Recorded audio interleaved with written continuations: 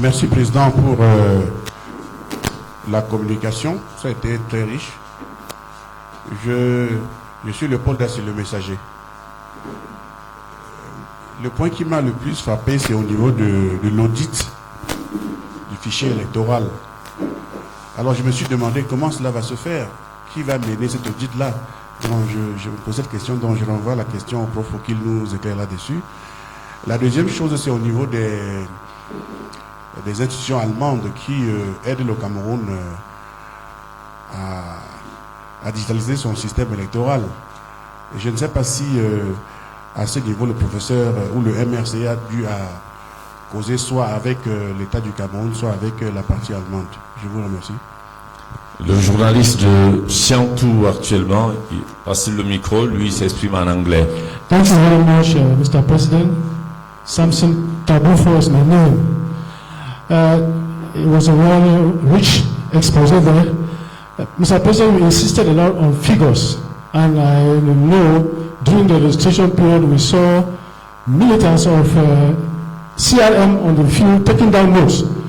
Mr. President, can you give us some figures that your militants got to convince Cameroonians that the Director General of Elections says is far different from what your collaborators brought back from the field as registration figures? Thank you very much. Merci, chers confrères. Monsieur le Président national, Oui, merci. c'est à vous donc la parole pour les éléments de réponse aux questions posées par les journalistes. Merci.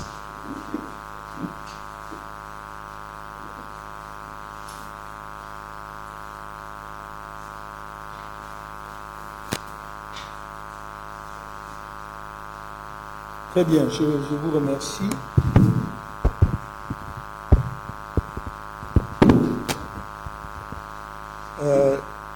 La question de Royal FM, de M. Jean-Marie Anaba, il y a deux volets. La première, c'est le MRC.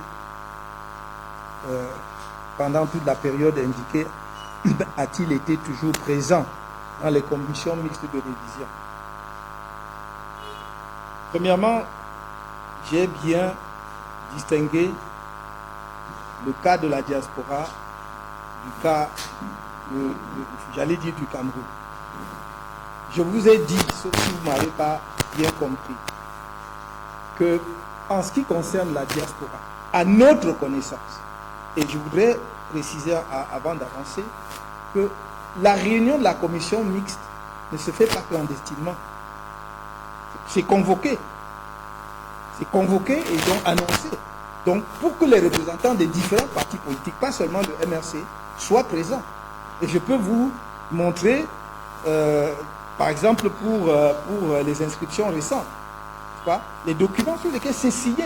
Vous verrez RDPC, MRC, PADEG, enfin tout ce que vous voulez, qui ont été présents. Certains d'ailleurs ont des représentants, mais le jour où la commission se réunit, n'envoie pas leurs représentants ou bien leurs représentants ne se présentent pas. Mais nous avons toujours été présents lorsqu'on nous a convoqués à une commission mixte. Ça, c'est au plan national. Au plan, disons, en ce qui concerne la diaspora, ainsi dit, je vous ai dit très clairement que le problème qui se pose et qui nous a amené à faire, entre autres problèmes qui nous a amené à faire ce point de presse, c'est parce que, je vous dis, vérifiez, depuis la clôture des inscriptions sur les listes électorales en août 2018, jusqu'en 2024, il n'y a pas eu d'opération d'inscription sur les listes électorales dans la diaspora. Il n'y a donc pas eu réunion des commissions. Il ne pouvait donc y avoir ni toilettage, ni refonte. Comment voulez-vous que nous soyons présents à une commission qui ne se réunit pas? Voilà d'où part le problème.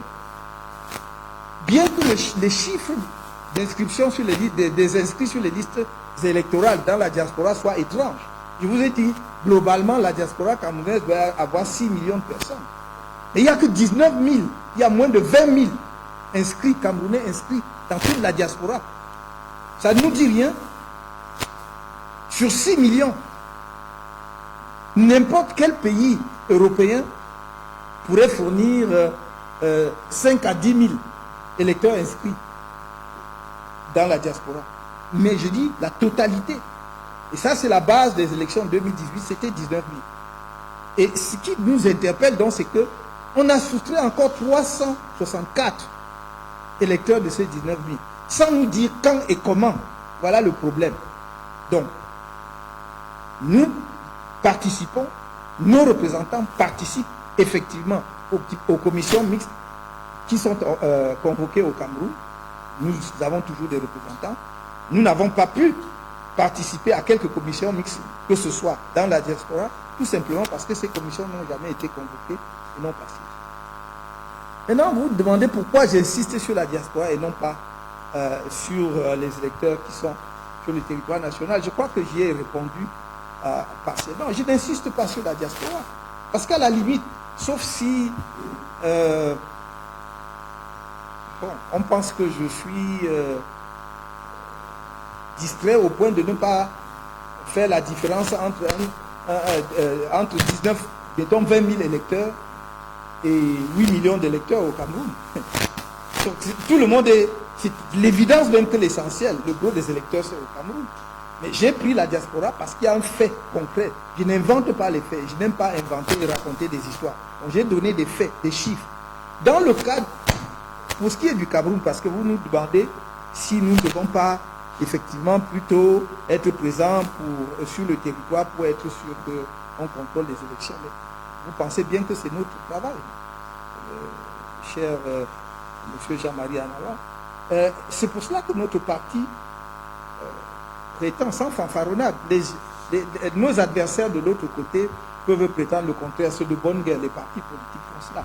Mais c'est pour cela que nous prétendons être, à part quelques poches, je n'ai pas besoin de les citer ici, mais pour des raisons que l'on connaît, à part quelques poches, nous sommes le parti le mieux implanté au Cameroun. Je peux vous dire, il y a beaucoup de circonscriptions administratives où le RDPC dit qu'il est présent, c'est l'autorité administrative qui est le RDPC.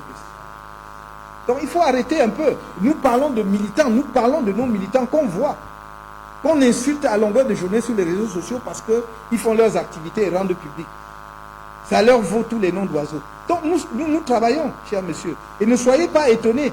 Je vous l'ai dit en 2018, j'ai dit au Cameroun en 2018 que nous avions une liste de nos représentants dans tous les bureaux de vote, sauf le nord-ouest et le sud-ouest. Et que partout ailleurs, on nous a soit jeté dehors, soit usé de la corruption, soit usé de la violence policière. C'est ce qui s'est passé. Il faut que nous cessions de nous voiler la face. La démocratie au Cameroun, le pouvoir au Cameroun, le destin du Cameroun n'appartient pas au MRC. Le MRC fait sa part, fait son travail et le fera jusqu'au bout. Et tant que le peuple camerounais nous fait confiance, et tant que nous pensons que avec l'aide du peuple camerounais, nous pouvons apporter un changement dans ce pays, nous nous battons jusqu'au bout. Et croyez-moi, ce combat ne se limite pas à un individu, fût-il le président du MRC, c'est un combat qui est amené à se poursuivre. Je mets quiconque au défi, sorti de la période du parti unique, de montrer un parti politique de l'opposition au Cameroun qui n'a jamais été aussi implanté que nous. Vous comprenez? Voilà. Donc, nous travaillons, croyez-moi, et chaque fois qu'il y aura convocation d'une commission de révision des listes électorales, nous serons présents parce que nous avons désigné nos représentants partout. Si, pendant la période de toilettage, je n'ai plus les dispositions légales en tête, il est prévu que les partis politiques doivent y prendre part, nous serons présents. En ce qui concerne le messager, M. Dassi, il l'a dit à propos de l'audit, qui va faire l'audit? Mais l'audit se fait toujours par les auditeurs. Et il ne s'agit pas pour nous même d'aller chercher des gens à l'étranger. Il y a plein d'informaticiens, parce que c'est un problème informatique. Il y a plein d'informaticiens, il y a plein de Camerounais qui ont les compétences nécessaires. Je vous signale qu'en 2012, lorsque la société allemande avait gagné le marché à 8 milliards, il y avait une offre d'un groupe d'informaticiens camerounais, d'un collectif d'informaticiens camerounais à 6 milliards et demi. Mais on avait préféré donner à la société allemande qui a été à 7 milliards et demi, presque 8 milliards. Voilà la vérité. Donc, vous pouvez aujourd'hui trouver au Cameroun des structures, des Camerounais, des informaticiens capables d'auditer le système informatique ou en tout cas la base de données et des CAP. Ils vont vous dire là où il y a des failles ou pas. Il ne s'agit pas de faire un miracle. Vous avez dit les institutions allemandes qui aident le Cameroun. Les institutions allemandes en question n'aident pas le Cameroun. Ce sont des sociétés qui ont gagné des marchés, utilisons des termes appropriés. Parce que chaque fois qu'on parle d'étrangers, nous sommes à genoux, on croit qu'ils viennent nous aider. Ils ne nous aident pas, ils ont gagné un marché. Et un marché qu'auraient dû gagner les Camerounais, parce qu'il ne s'agit pas d'un niveau d'expertise qui dépasse les Camerounais. Ce qu'on a fait pour les inscriptions sur les listes électorales, ce qu'on a fait pour les cartes nationales d'identité, ce qu'on a fait pour les passeports, est à la portée des Camerounais. Du premier informaticien camerounais. Parce qu'on a des informaticiens de haut vol dans notre pays, ou en tout cas ressortissants de notre pays. Donc il ne faut pas qu'on continue ce complexe-là, non seulement qui nous fait sortir de l'argent, mais qui permet à des étrangers de venir s'amuser au Cameroun, avec le destin du peuple camerounais. Nous parlons d'une société qui n'en a rien à foutre. Si on lui donne de l'argent, il fait ce qu'on lui demande de faire. Ou elle fait ce qu'on lui demande de faire. Donc, l'audit sera fait si l'État veut faire auditer le fichier électoral, ce n'est pas compliqué.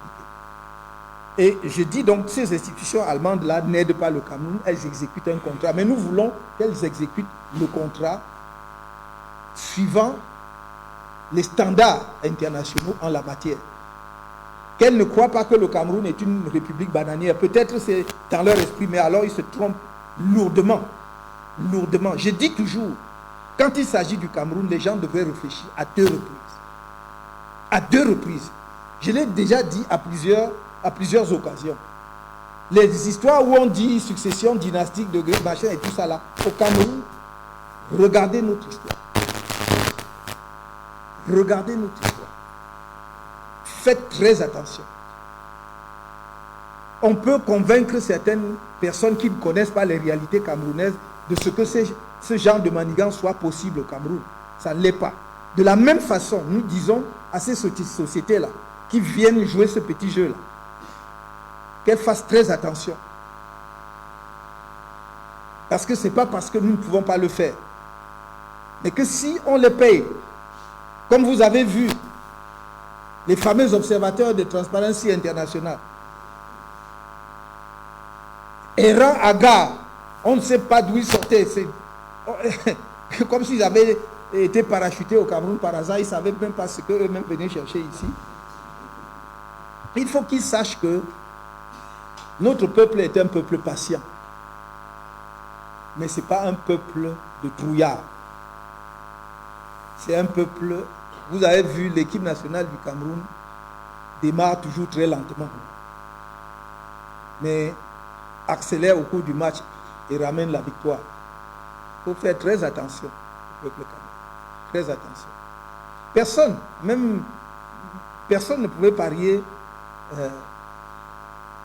la prise de conscience et l'enthousiasme dont ont fait preuve les Camerounais pour les inscriptions sur les listes électorales. Nous sommes sur le terrain depuis 10 ans pour les mobiliser. Et là, quand leur moment est venu, c'est venu. Donc, arrêtons un peu cela. Pour Monsieur Tagoufort, you asked me if I have some figures showing that there might be some discrepancy between figures announced by the Director General of ELECAM and those we have with us. Of course, we have our own data, but those data do not cover all the figures for the registration. Why? Because we could not just, it was just impossible. We were not the only one registering people. So you have other political parties, you have civil society and so on, who contributed to registration. So we don't know what their figures are.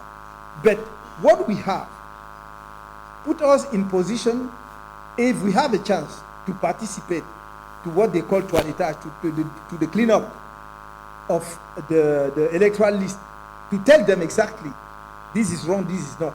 That's why we are expecting them to convene that commission to make the cleanup all together, not only as ELECAM on its side, on its own side, and we with our own figures. We will be fixed and have a clear idea of the situation after the cleanup. end of December this year. Because it's only after that that you are able to say what you have said now is, if we now challenge their figures, they say, no, we are still waiting for the cleanup. You cannot protest because we don't have the definitive data. And this is what we are expecting. If we have a chance to take part in that commission, then we will make our own data available so that we come out with proper figures of registration in 2024. That's what we are trying to do. Merci. Je crois qu'avec ça, nous avons terminé. J'espère que nous aurons d'autres occasions de rencontres. Comme je vous l'ai dit, nous entrons progressivement dans une période où les médias seront extrêmement sollicités et nous comptons sur vous pour répondre toujours aussi aimablement à nos invitations, pour pouvoir donner également notre son de cloche sur la conduite des affaires de notre pays. En tout cas, même si ce n'est pas au courant de ce mois de septembre, avant la fin de cette année, nous aurons d'autres occasions de rencontres extrêmement importantes. Nous vous communiquerons les dates et, si possible, éventuellement, l'objet de ces rencontres qui vont être également déterminantes pour l'année cruciale de 2025 dans notre pays. Merci encore.